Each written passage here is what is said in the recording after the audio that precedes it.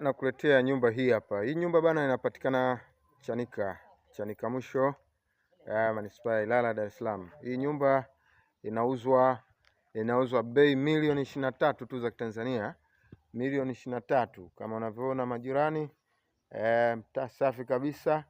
Majirani ndo hao, milioni 23 tu za Tanzania.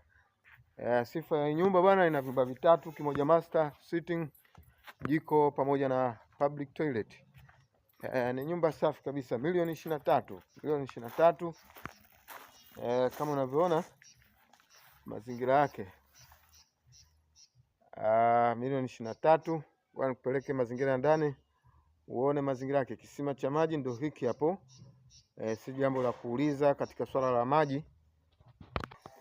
Hapa ni upande wa ndani wa nyumba, kama unavyoona finishing yake. Niko upande wa sitting room,